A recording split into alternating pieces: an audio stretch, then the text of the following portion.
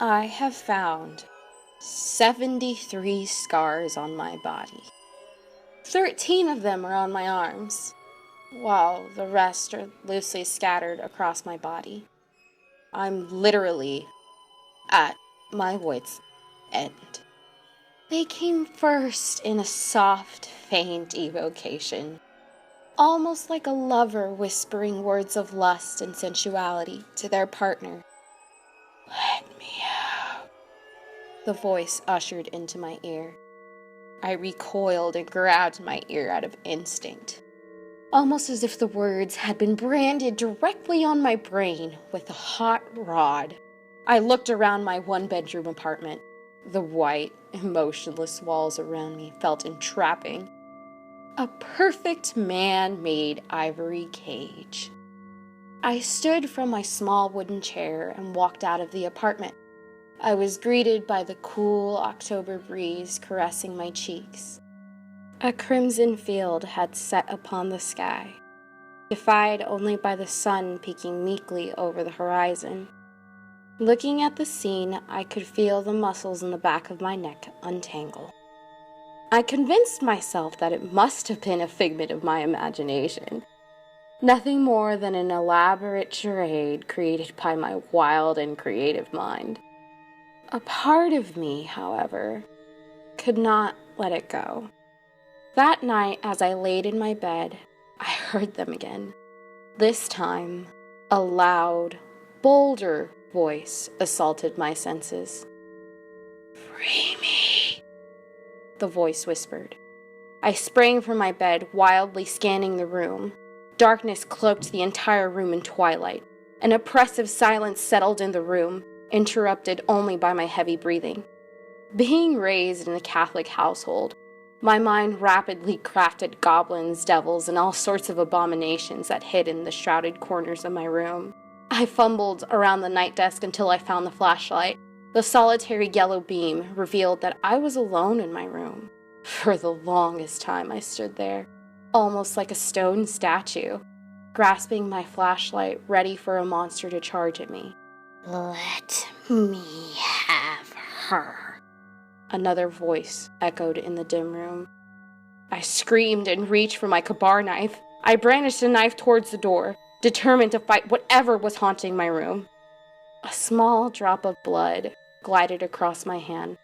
I must have cut it when I was handling the knife out of its sheath, or so I thought. Suddenly I felt something wet and vicious bump into my hand. I jerked it towards my body, unsure of what had just happened. Looking at my hand, I could see the blood trail had ended abruptly into a smudged mess. Something had licked me. A turmoil of fear swept my psyche with an unfathomable force. I bolted out of the apartment with my knife and flashlight in hand. I don't know how long I sat on the car as the sky shifted slowly from darkness into a bright blue. I tried finding a logical explanation to the events that had just occurred in my small apartment. I was trained to be strong, silent, a bastion of integrity.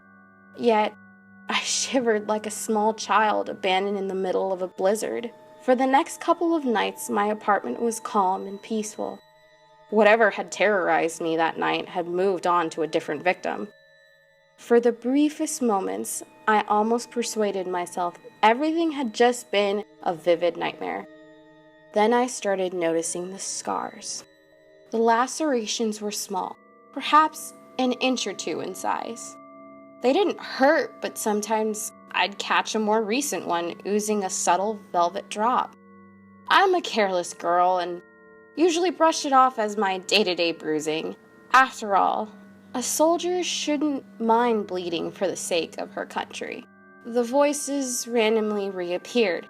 They came at night when I was on the verge of drifting myself to sleep. Their new tone carried a sinister tune. "Make her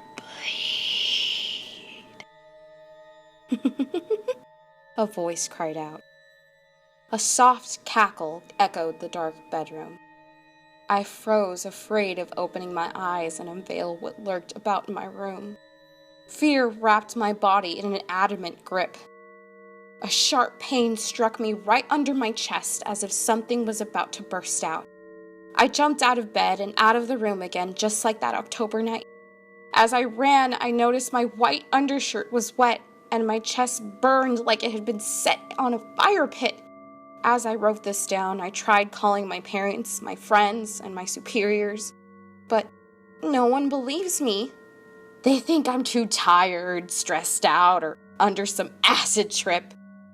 If anyone knows what could be wrong with me, please, let me know.